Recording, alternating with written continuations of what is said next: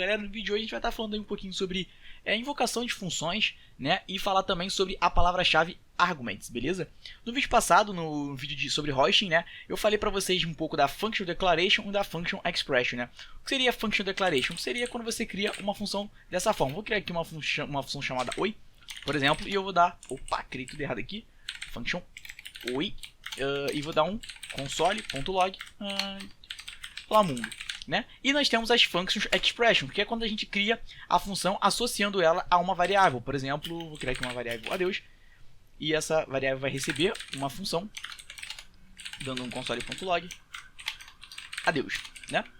Uma das diferenças entre elas, né, é que a function declaration ela sofre o hosting por completo, né? Então toda a sua funcionalidade vai ser já reservada lá no momento do tempo de execução, no momento do hosting. E as functions expression não, elas sofrem parcialmente o hosting, né? Isso, obviamente, se ela for criada com var.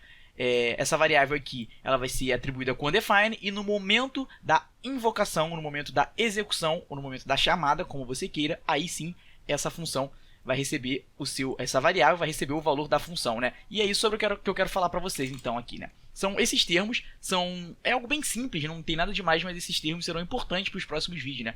Então, quando eu falo para vocês invocar, né? Invocar uma função, chamar, né? Chamar a função, executar a função, é nada mais do que você fazer isso daqui, tá? Adeus ou oi. Ou seja, você colocar o nome da função e adicionar parênteses logo em seguida. Então, quando a gente faz isso, a gente está invocando uma função, a gente está chamando uma função, a gente está executando uma função, né? Lembrando, o hosting acontece por completo numa function declaration, e a function expression ela sofre o hosting parcialmente, né? Ou seja, só o valor undefined vai ser atribuído para essa variável, e no momento que eu executar, aí sim essa variável vai receber a função, tá? Mas eu só quero dar aqui relembrar para vocês um pouco disso e falar que esses termos aqui eu vou ser usado nas próximas aulas, né? Quando eu dizer que eu estou invocando uma função, eu estou chamando uma função, eu estou executando uma função, nada mais é que eu estou dando o nome da função e acrescentando parênteses. No momento que eu faço isso, o motor JavaScript fala: opa, eu tenho que criar um contexto de execução para essa função. Eu tenho que botar lá na call stack e criar um contexto de execução para ela. E é nesse momento que é criado um contexto de execução que acontece uma coisa bem legal.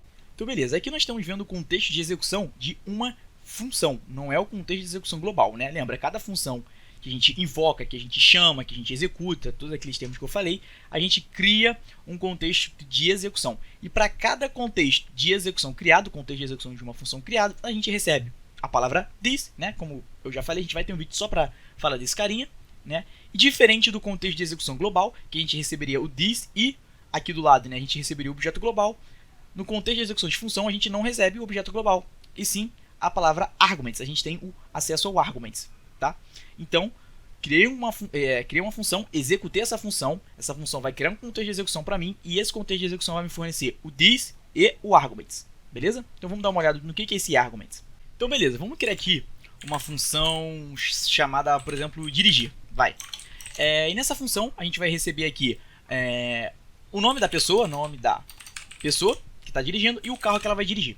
A gente pode fazer o seguinte, a gente pode vir aqui, dar um console.log em arguments, né? Lembra que eu falei?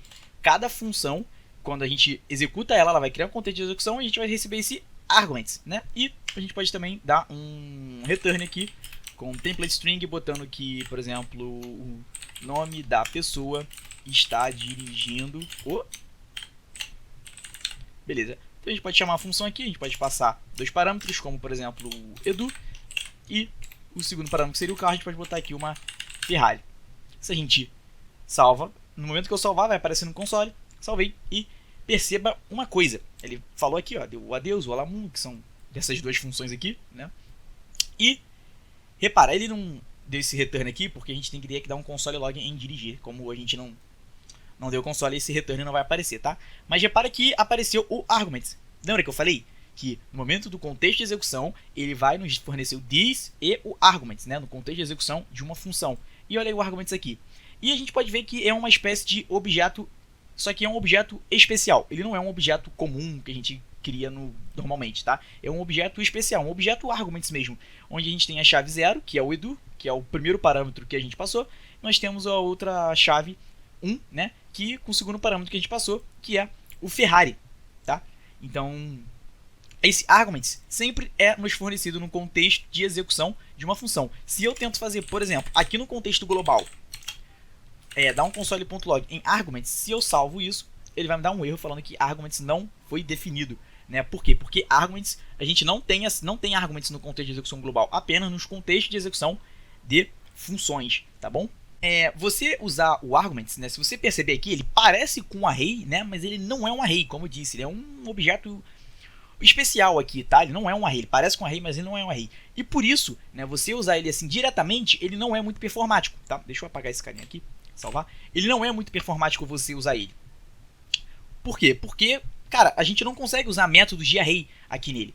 Porém, a gente consegue fazer algumas manipulações que faça com que a gente consiga trabalhar ele de uma forma otimizada e trabalhar nele como se fosse um array, né? O que a gente poderia fazer para poder fazer isso? Porque algumas vezes você não vai, às vezes você quer passar vários parâmetros aqui, só que, pô, você colocar vários nomes aqui é ruim pro clean code, né? Não é muito legal você passar vários parâmetros e tudo mais, às vezes você até quer iterar pelos parâmetros e, enfim, você usar o arguments diretamente não é muito bom, não é muito performático, beleza? Uma das coisas que você pode fazer vamos dar um console log aqui, a gente pode usar o método array.from. E nesse parâmetro aqui a gente passa o que a gente quer transformar em um array. A gente pode passar o arguments. Simplesmente isso, tá? Eu vou comentar aqui a invocação da função adeus e a invocação da função oi, para eles não ficarem dentro desses consoles aqui. No momento que eu salvo, pronto, agora sim eu tenho o objeto arguments, que seria esse primeiro console log aqui, e agora eu tenho de fato um array. E dessa forma eu consigo usar os métodos, por exemplo, o forEach, eu consigo usar, por exemplo, o método map, o filter, tá? Eu consigo saber o tamanho dele, dando um length, e dessa forma aqui a gente consegue transformar o arguments de fato num array e usar os métodos de array, né? E isso sim é um pouco melhor do que você usar o arguments diretamente para o motor JavaScript, né? Uma outra coisa que nós podemos fazer eu vou copiar esse método aqui, né? E eu vou chamar dirige2 aqui, tá? E vou botar dirige2 aqui. O que a gente pode fazer também é usar o hash parameters, que é basicamente fazer isso daqui, ó.